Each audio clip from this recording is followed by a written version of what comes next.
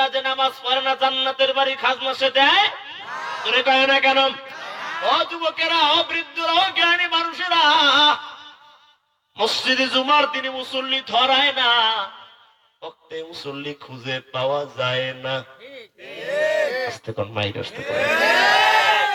জুমার দিনে এমন আয় আসে সবার লাস্টে, যায় সবার ফার্স্টে। বাড়ি যায় দেখে জুতা নিজের না, অন্য জনার তা পায়। আছে না নাই? আল্লাহর বান্দারা বুঝুন, সারা জীবন নামাজ আদায় না করে আমার মৌনের সময় নামাজীদের কাতারে দাঁড় হতে পারবো না। শুধু তাই নয়, আল্লাহর বান্দা যেদিন হাসরের ময়দানে দাঁড় হয়ে যাবে, জাহান্নামে যখন আল্লাহ ছুড়ে দিবে, যাও নির্ধারিত জায়গা জাহান্নাম, আল্লাহর বান্দা জাহান্নামে যাওয়া শুরু করবে, যখন জাহান্নামের গেট রক্ষী, জাহান্নামের দারওয়ান মালিক ফেরেশতা প্রশ্ন ছুড়ে ফেলবে, তখন এ জাহান্নামীরা বলো তোমরা কেন জাহান্নামে আসছো? মা সালাকাকুম ফি সাকর। আল্লাহু আকবার। এ জাহান্নামীরা, কেন কেন কেন তোমরা জাহান্নামে আসছো? জাহান্নামীর অধীর আগ্রহে এবার কণ্ঠ বসায়া, মনটা নরম করে আবেগ জড়িত কণ্ঠে ডেকে বলবো, ও মালিক ফেরেশতারে, আজকে আর মিথ্যা বলবো না, চাপার জোর দেখাবো না। ফেরেশতা ডেকে ডেকে বলবে, ও আল্লাহর বান্দারা, ও নাফরমানেরা, ও নাফরমানেরা, কেন তোমরা জাহান্নামে আসছো?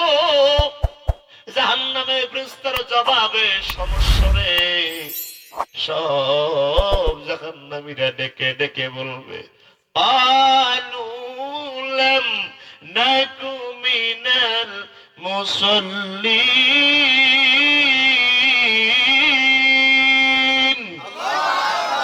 ও জাহান্নামের মালিক ফেরেশতা, দারওয়ান গেট রক্ষী ফেরেশতা, শোনো, আমরা জাহান্নামে আসার প্রধান কারণ হলো আমরা নামাজি ছিলাম না। আজান শুনছি, খেতে কাজ করছি, আজান শুনছি, ঘুমায় রইছি, আজান শুনেছি, দোকানের আড্ডায় মাতোয়ারা হয়েছি, আজান শুনছি, গেমসে আসক্ত ছিলাম, আজান শুনেছি, আড্ডায় বসেছি, কিন্তু নামাজ পড়ি নাই, নামাজ পড়ি নাই। আমরা আজকে জাহান্নামে আসার প্রধান কারণ হলো আমরা নামাজি ছিলাম না। বাংলার মানুষের পায়ে হাত রেখে যদি বলতে পান রাজি আছি, জীবনের দান সদকা যা যেখানে করেন না কেন, হজ নসিহত, এগুলোর দাম থাকবে তখন নামাজ আদায় করবেন যখন।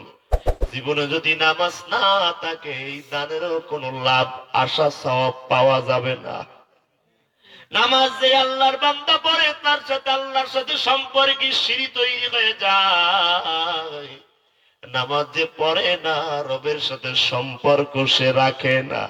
যদিও কত আল্লাহর বান্দা চায়ের দোকানে বসে কয়, নামাজ না পড়লে কি হবে, ইমানে কোনো ঘাটতি নাই। আছে না নাই? বিরক্ত হচ্ছেন? যেই বেটা চাকরি করে তার জীবনে বেতন আছে না নাই? জোরে বলেন। যেই বেটার জীবনে চাকরি নেই তার ভিতরে কি বোনাস আছে? বেতনই তো নাই।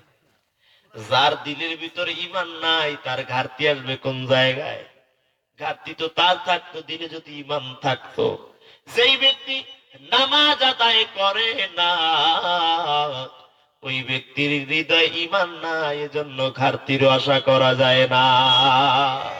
ইমানদারির মাঝে করো ভণ্ডামি যত, সময় মতো খাইবে ধরা, সারা পাইবে না তো। তোমার ইমানের মাঝে আছে মুনাফিকের জয়, এক আল্লাহর গোলাম আমি, এই তো পরিচয় আমার, এই তো পরিচয়। এই পৃথিবীর সবই নকল, এই পৃথিবীর সবই নকল, আসল কিছুই নয়। এক আল্লাহর গোলাম আমি, এই তো পরিচয় আমার, এই তো পরিচয়। চিল্লায় বলুন, আমরা কার গোলাম? জিহ্বা নাড়ায় আসমানের দিকে হাতটা টান টান করে উঠান, সবাই উঠান উঠান উঠান। এবার নারায়ে তাকবীর দিয়ে বলুন, আমরা কার গোলাম? আর যদি জিহ্বা নাড়ায় কারণ আল্লাহু আকবার, এমন একটা আওয়াজ দেন নাই, হৃদয়ের সব আওয়াজ বুলন্দ করে আকাশ বাতাসকে মুখরিত করে পড়ুন আল্লাহু আকবার। আমরা গোলাম নাকি মনিব? আমরা গোলাম নাকি মনিব? কার গোলাম? বাবাটা নামান।